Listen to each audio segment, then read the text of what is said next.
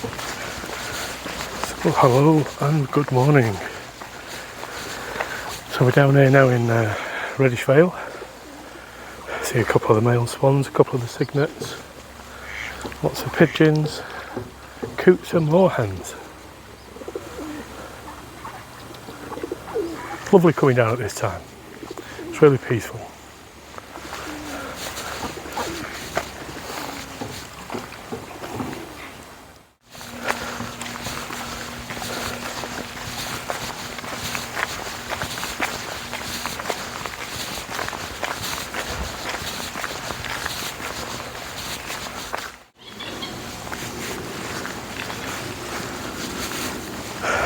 So we have the viaduct down in Reddish Vale.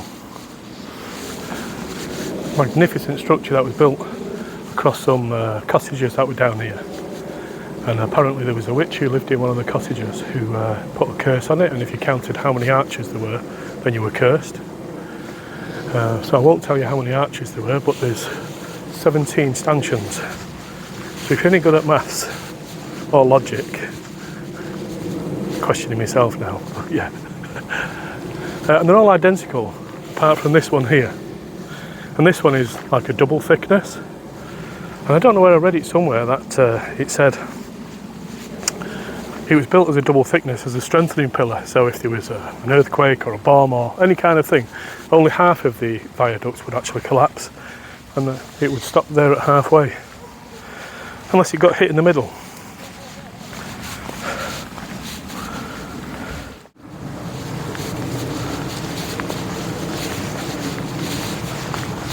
The River Tame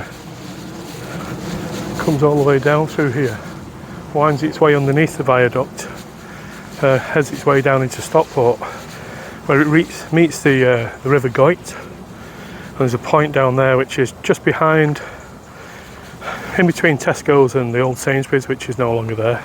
And they both meet there, which is the birthplace of the River Mersey. And I always enjoy telling people that, you know, the Mersey belongs to us. We were people who give it as a gift to the people of Merseyside. So, should Stockport be called Mersey Stock? Who knows? We'll let them keep it.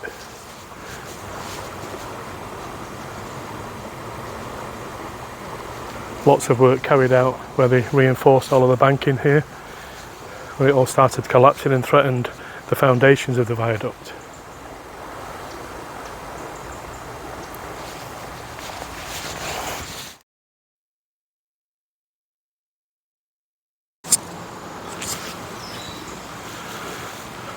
So there's a great little information board here which tells you a little bit more about what happened down here in the Vale and how important it was for industry at the time. There was a calico print works. They used to print all of the fabric.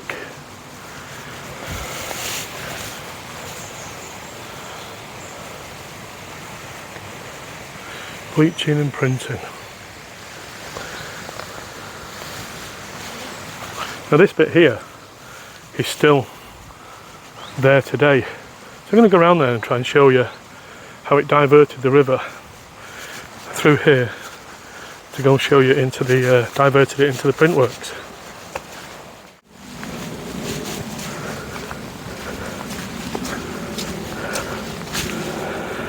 You can see the remnants of a lot of old bricks as well around here, because you used to have Denton brickworks. So there's a lot of old bricks laying about on the path, and I presume this is where used to be the dumping ground. You also have the scourge of Himalayan balsam with its popping seeds.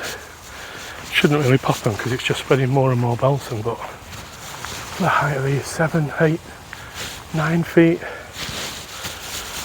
It's just so invasive, it takes over literally everything. But they're a great source of pollen for the bees. So it's a love-hate relationship really, isn't it?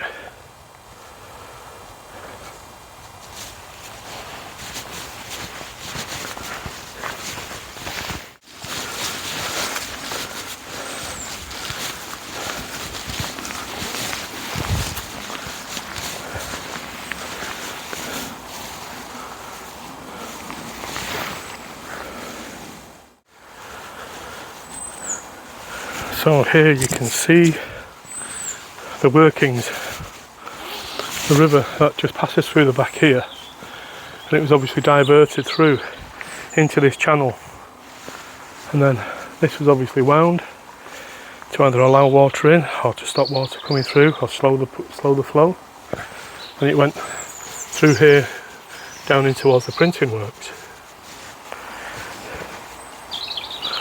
Marvellous piece of engineering.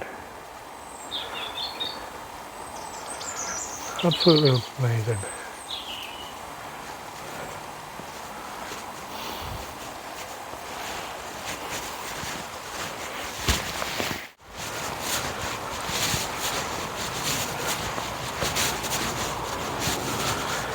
You come down to the Vale in this part, you have a bit of a love-hate. You can hear the motorway, the M60 just over the back there with its passing traffic. You still get to hear some of the bird chatter, the bird singing.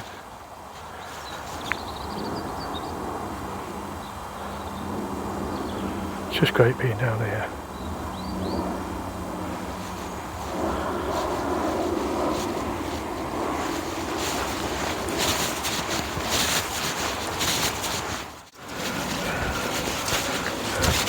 It's not always great underfoot, is it, either down here? Sometimes you're really glad that they've thrown a load of bricks down.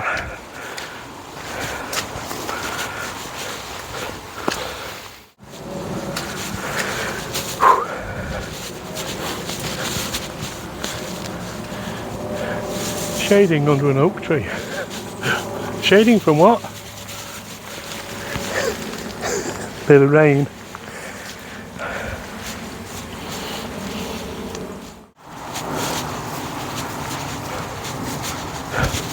Wow, awesome.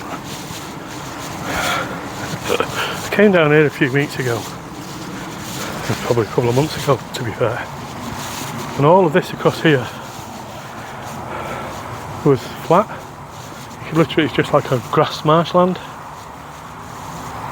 and now it's just huge Himalayan balsam.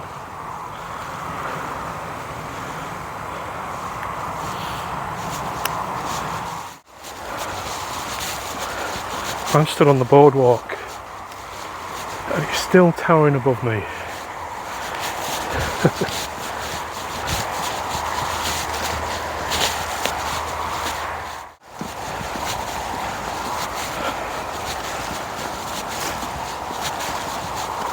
Come out of the tropical Himalayan balsam.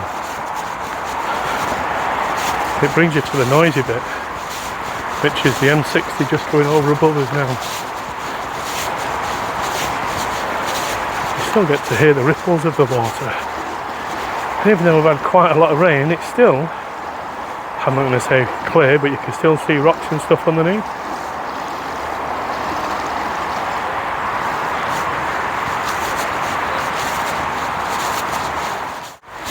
Heading out over this way will take you over to Port and Vale, straight through into Wearmouth Low if you want to go that far. Really good walk. Some great walks starting from here down in Reddish Vale. I'm not going to say the world is your oyster, but certainly a few pearls around here.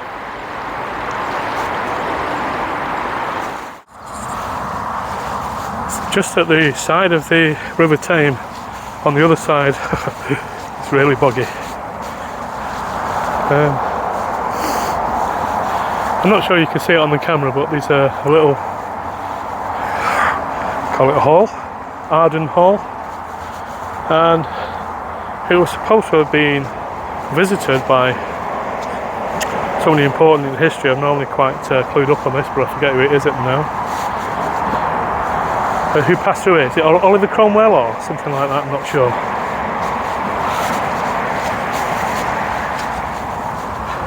But you get to see the great views opening up of Wearmouth Low.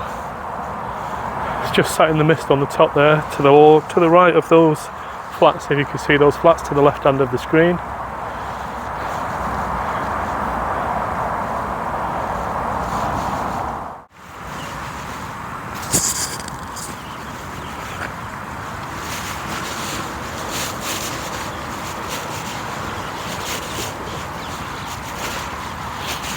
Lots of amazing reeds here. Well, but they're all identical, aren't they? But an amazing reed bed.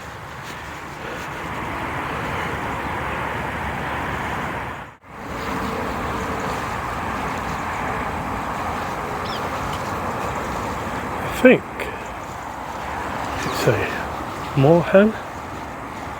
I don't know if you can see that in there. Just about out there. Sitting very, very still. I actually think it's a baby heron. I really don't know.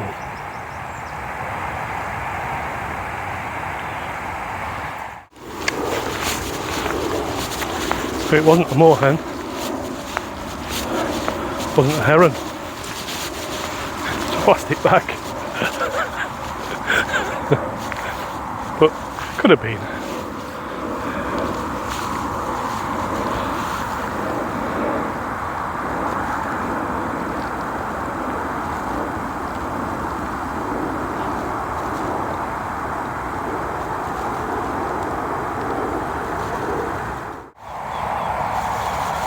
So it wasn't a moorhen and it wasn't a heron. But when you're letting your balloons go and your little child is waving it away in the sky, these are the places that it ends up. Out here in the natural wonderland. Thanks for that.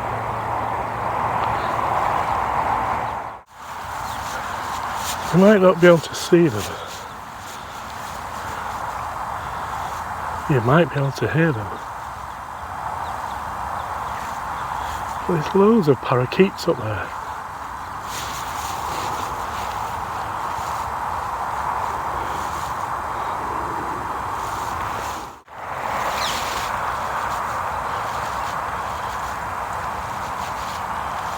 How amazing.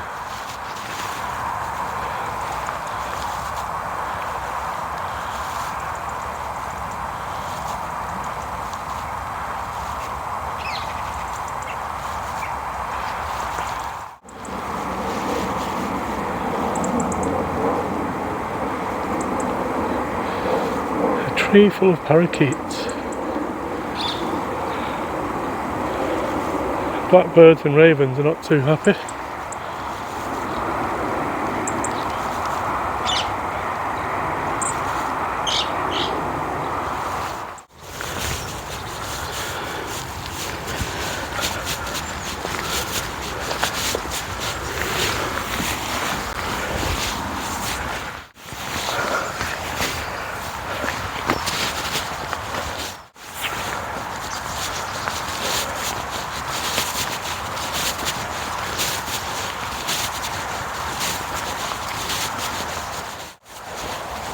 We're coming up now to what I call Nettle Alley. It's always full of nettles. Some great little train carriages down here. This is the back of Hyde Hall Farm, which has got so much potential but not enough money.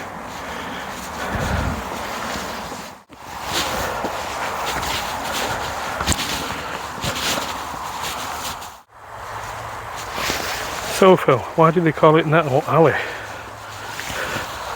I'm not quite sure, but I think I'm glad. Ouch! Ouch! But I've got my long trousers on today.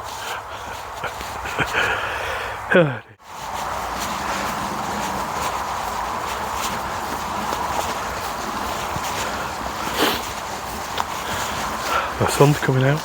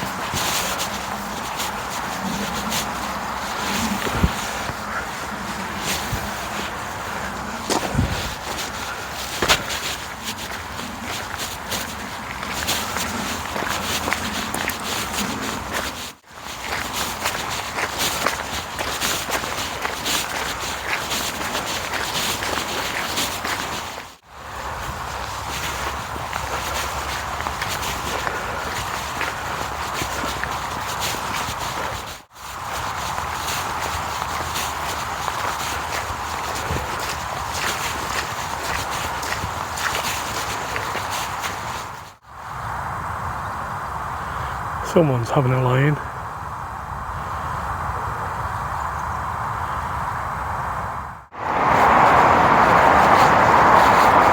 So earlier on in the walk, we went underneath the M60.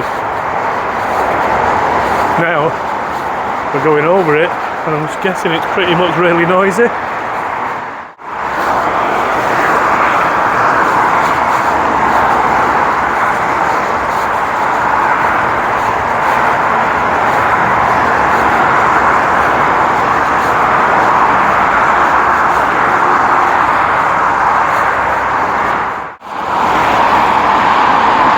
So just in the dip, where you can see the cars dropping down and then back up again, is where we walked underneath.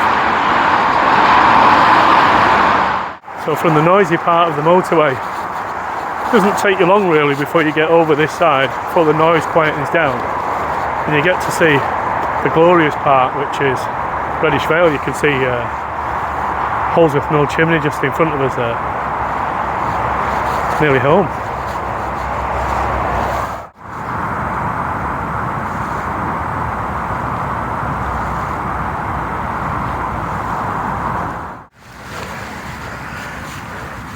As soon as you come over onto Rosslave Lane, you get to see lots of bricks again, which just shows you that you was in the vicinity of Denton Brickworks, which was up and around here somewhere.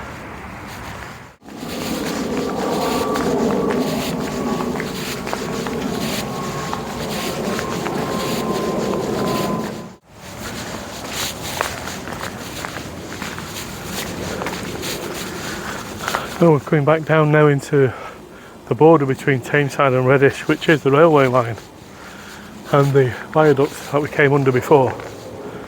And you might just be able to see the arches dropping out through the back of the trees there. So yeah, this side is Tameside. You get through to the other side here, you're back into Reddish. So this is the county border. Feels strange, doesn't it, having a little tiny thing like that as a border.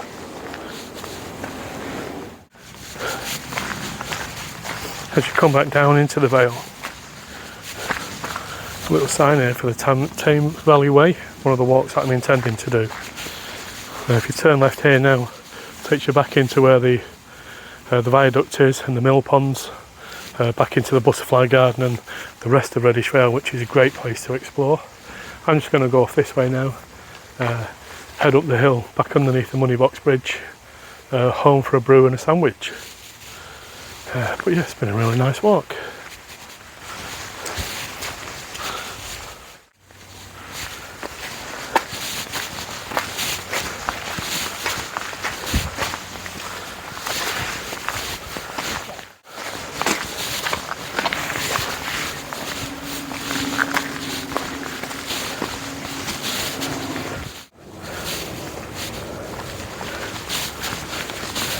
We're just coming out the Vale now, going back up to the giant Money Box Bridge.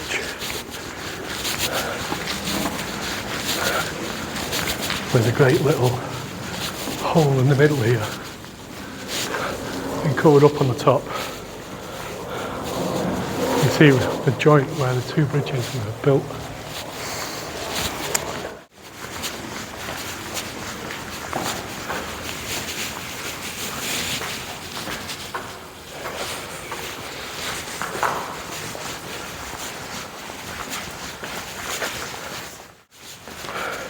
So another fun-filled fact is the hole is supposed to be for when the coal train used to come across the top, and they drop it down into a cart that went down to supply the mills and the houses that were down in the Vale. So we're just coming out the Vale now, heading back up to the top of Mill Lane. I'm going to end the video here because it's just now a road walk back to where I live. So I hope you've enjoyed this little journey around Reddish Vale. I know it says Reddish Vale and I did more of the Tameside side, but still it all encompasses the Reddish Vale walking area, which is a really pleasant place to come down and see and explore. Next time we'll probably get down the other side of Reddish Vale, go to see the mill and the tunnel, the weir. Have a great day. Thanks for joining me.